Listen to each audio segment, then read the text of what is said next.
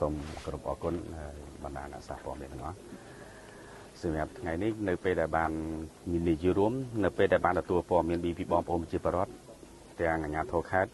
ស្រុកឃុំក៏ដូចជាមន្ត្រីពាក់ព័ន្ធបរិស្ថានបាទហើយមន្ត្រីរាយគឺថាចុះមកទាំងយប់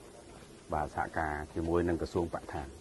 ដើម្បីចុះមកពិនិត្យអំពីការភាពប៉ះពាល់ហើយទី2ស្រុកបានជូនទៅនឹងព្រាមទៅប្រជាពលរដ្ឋដើម្បីសបផ្សាយប្រជាពលរដ្ឋទាំងអស់នៅតាមបណ្ដោយអូដើម្បីឲ្យឈប់ប្រើប្រាស់ទឹកនេះតែប៉ះពាល់ដល់សុខភាពទាំងសត្វទាំងត្រីទាំងអាយុជីវិតបងប្អូនប្រជាពលរដ្ឋបាទអញ្ចឹងមកដល់ម៉ោងនេះនៅតាមបណ្ដាឃុំទាំងពីរនៅតែបន្តសបផ្សាយរហូតរងចាំលទ្ធផលបកស្រាយពីជំនាញចែកទេសគឺក្រសួងបរិស្ថានក៏ដូចជាក្រសួងរាយដែរបាទហើយថ្ងៃនេះរយៈពេលប្រហែលថ្ងៃនេះមានន័យថា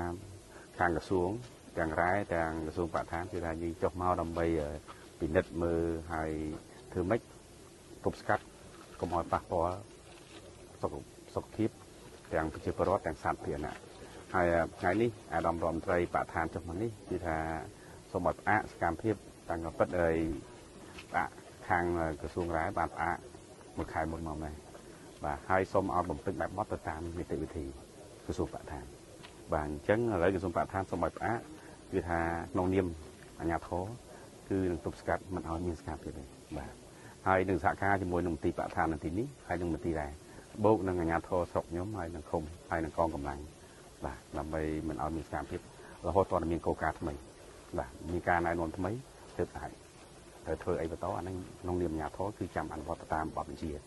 បាទក្នុងនាមអាជ្ញាធរខេត្តរហូតដល់ធ្វើតេស្តទេបាទអញ្ចឹងរ៉ែមាសនេះគឺតែមានតែមួយទេបាទនេះខាងថ្ងៃទី1នេះខ្ញុំបានសបផ្សាយឲ្យមេឃភូមិមេឃុំទាំងអស់នៅពេលដែលមានបញ្ហាសូមរាយការណ៍មកស្រុកដើម្បីធ្វើការបូកសរុបរាយការណ៍ជូនក្រសួងនិងជូនថ្នាក់ដឹកនាំប៉ុន្តែលទ្ធផលជាបឋមនេះយើងទើបបានតែទទួលបានកោងាប់4ក្បាលទេបាទហើយខ្ញុំបានណែនាំទៅស្រុកហើយដោយឃុំបន្តសបផ្សាយតទៀតរហូតតតែមានកោការថ្មីបានឲ្យប្រើប្រាស់ទឹកបើគ្មានកោការថ្មីពីថ្នាក់ដឹកនាំទេឬក៏ពីក្រសួងស្ថាប័នជំនាញទេយើងកុំឲ្យតប្រើប្រាស់បាទខ្លាចប៉ះពាល់ដល់អាយុជីវិត